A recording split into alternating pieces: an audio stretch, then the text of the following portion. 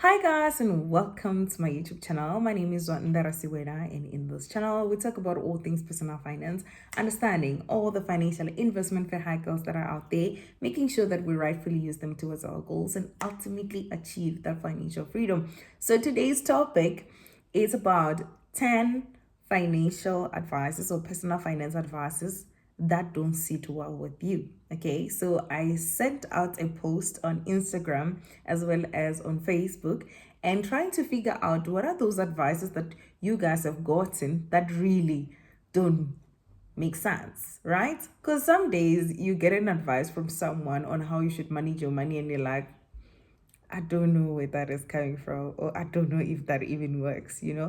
But sometimes, you do get some, like the ones I give on this channel, that you're like, damn it, I'm going to do it, and this would be helpful. And the reason why I'm doing this is I want you guys to understand that personal finance is personal. There are things which would be common that will not be suitable for you, right? And it's okay, right? Not all these financial tips, saving tips, money management tips, investment tips that are given will sit well with everybody. Take those that sit well with you and grow with those, right? So I think the goal is not necessarily to do everything all at once, because this is not one size fit all, is to pick those that are relevant to your situations, right? So I'm going to be reviewing them. In some I'm going to be agreeing, and some I'm going to be disagreeing, and of course this would be based on my own personal opinion, considering the factors that are associated with that particular advice. Okay, so let's get going. I'll start with the 5 from Instagram, and then we'll do 5 from Facebook as well. Okay, so number 1, it says the renting versus buying debate. Ooh, we start off on a high note. So I agree. I do not like this debate because this debate takes away the idea of affordability. I think a lot more often the choice of buying and renting is based on affordability than anything else, right? So when you say, oh, you should buy instead of renting, without considering the affordability of a person, really, like, you're missing the point, because what's the use then of buying and then at the same time you're always strained for cash because all your money is being eaten away by the hikes of the interest rate, right? So yes, owning a house is nice, and preferably we should all own a house. However, the component of affordability plays a role. And I think my younger sister once said that also looking at where you're staying and how long you're going to stay in that place can determine whether you want to buy a house in that particular area, or you should wait until you know where you're going to settle and buy. So there's a little bit more of factors that we need to look into while we're looking into renting versus buying a conversation. It's not a must that everyone must buy. You need to look into things that are surrounding you and if it's allowing you to buy and then buy. But let's not be confused. Having ownership of property is better than not having any, right? I'm just saying it doesn't make sense that we force people to buy regardless, right? If you can afford it, buy it. Okay. And then number 2, not to invest until I completely pay off my debt. I know this one. Some people will say that if you have debt, you should not save, you should focus on paying off your debt, right? So I don't know. This is it's an interesting one, because I don't think there is correct and incorrect answer. There are people who are afraid of debt, whose goals is actually to be debt free. Then this advice would be suitable for them. But there are people who are comfortable with having certain type of debts. A lot of books do speak about good debts and bad debt. So if you have a good debt, most of the time, you cannot just focus on paying off that good debt, like a house, a home loan. Imagine if you take all your funds and then you put it on your home loan, you will never have any money with you to do other things or to invest for other things, right? So the way I look at it is that your life has different categories, and all those categories needs to be satisfied as you're living your life, right? So if you can pay off your bond, even a little bit additional more onto your bond, you should still save for other things that are important in your life so that your life can collectively move. Okay, that's my take. That's just my opinion. Okay, another one, it says the only way to make money is when you have cash. Banks do help finance dreams, right? So she's saying that the advice that doesn't sit well with her is that you can only make money when you have money. And she's saying that no, that's not true, because banks do finance dreams. And that's true, particularly for property. You only need to manage your credit score, and as soon as you have affordability in terms of debt, that means it's not your money, it's the bank's money that can buy you a house which you can stay in or rent it out to make more money. So you can get finance to make more money. And guys, people who are rich actually leverage debt a lot. Even when they do have assets, even when they do have cash, they do leverage debt a lot, because debt is a lever which we can use to make money. We don't only have to have hard cash or cash that we own for us to make money. So I agree with her. That's an advice which also makes me, it gives me the icks. Okay, so the fourth one would be, I would see any form of personal advice and run.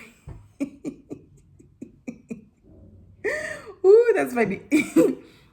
That is funny. Yo, guys, no, money matters. Money is important. We cannot avoid it. Every single thing that surrounds us has to do with how much money we have. You know, even having a desire to transform your church would require you to have a little bit of money. Even just the importance of your voice. I know I don't support this, but sometimes it's dependent on how much money you have. Sadly, so money is important. We cannot run away from personal finance advice, But she's like, now I listen, shame. So good for her. Okay. The fifth one is invest only on what you can afford to lose. I know. I agree with this advice, but it makes me uncomfortable. So it doesn't sit well with me.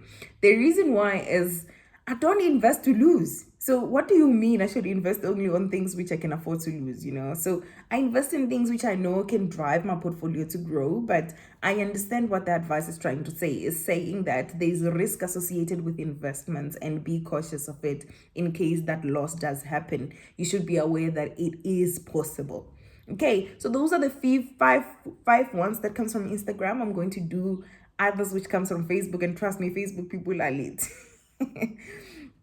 So the first one from Instagram and the sixth one in total is that this one said all of them,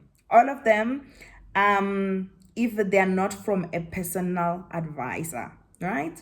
So this is an interesting one, and also it doesn't sit well with me, not because I do a personal finance YouTube channel, but also because I feel as though a lot of personal advisor, they sell products to you. They do not educate you, right? They do not educate you. How many people do have unit trust, but they don't know how unit trust work? That's why you find your parents complaining about Old Mutual and eating their money. That's why you find people retiring and they're surprised at how much money they have on their retirement fund or pension. It's because they were sold things by personal advisor, because personal advisor do get commission, but they were not educated into understanding how these products work. So I think you need to be open-minded when it comes to getting advice out of personal advisors, because then you will get the education portion of it, which allows you to actually engage better with personal advisors. When you actually do, you get to ask the right questions. And I see a lot of financial planners these days actually do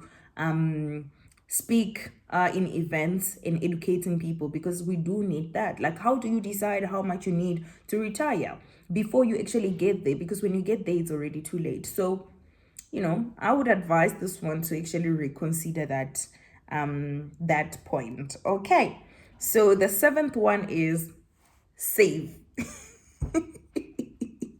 So this person said something that doesn't sit well with them, it's the idea of saving. So I did ask to follow up. I was like, lol, so you just do not want to hear the word saving?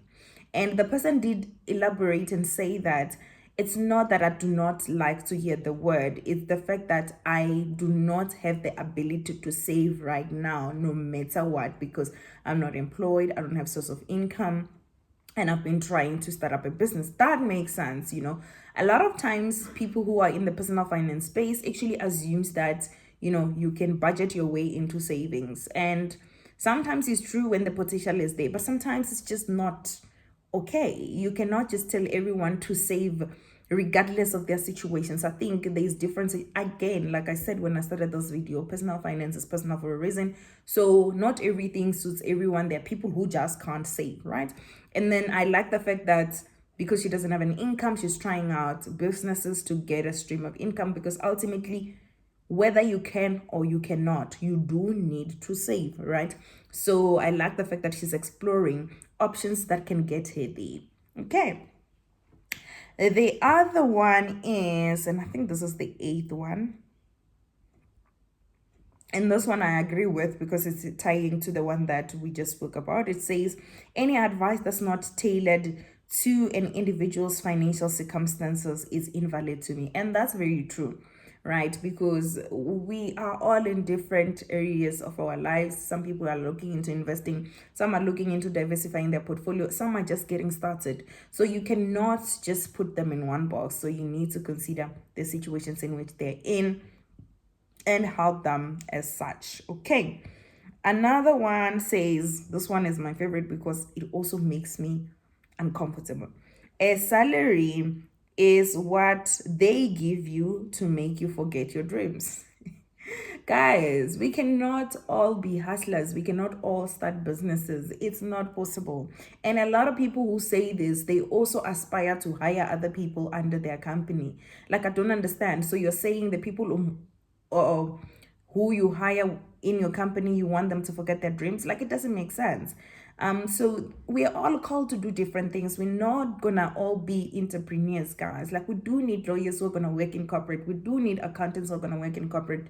We do need engineers who are gonna work in corporate. And if you aspire to open your own engineering company, law firm, accountant firm, that's good for you. Then it's your aspiration and it's okay, right? If you want to build something of your own. But I think the point which we also miss with this is that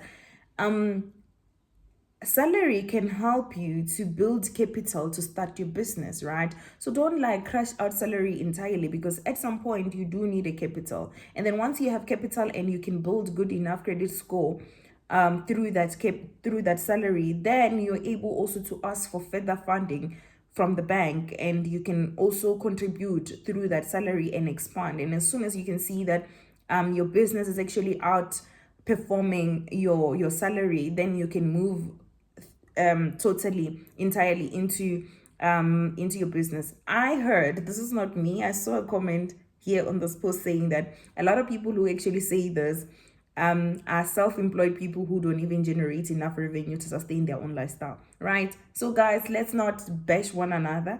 Let's just respect what each and every one of us is being called to do, and the evolution and the phases that happens when someone is growing financially. Okay, that's one. So lastly, it's save 50% income. I think a lot of people, the saving thing, they don't want it.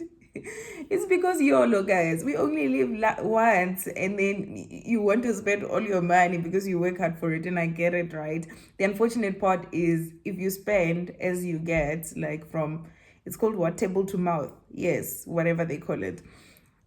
Unfortunately, is that you will never have something, and ultimately we must have something. We must leave a legacy for our children and our children's children, and I think that's what the Bible says in Proverbs. You know, the wise men do leave a legacy. I don't know, paraphrased. Okay, so the saving 50% portion of it, and I do understand that depending on the how much you earn, 50% maybe a lot. If you earn 10,000 and someone is expecting you to save 5,000, maybe it might be too much. But maybe if you earn 40,000 and someone is expecting you to save 20, maybe that's doable. I think it's a situation per situation. I have saved 60% before, so I know it's doable, and I know how it has helped me or has accelerated my growth financially, because I delayed myself I did what is called delayed gratification, because I knew that in a later stage is a place where I want to go, and I would delay myself if I don't actually save heavily now as I was starting. So that's it. Those are the 10 financial advices that people mentioned that they don't sit well with them, and these are my personal opinions about them. Let me know what you think about some of these advices, and cheers.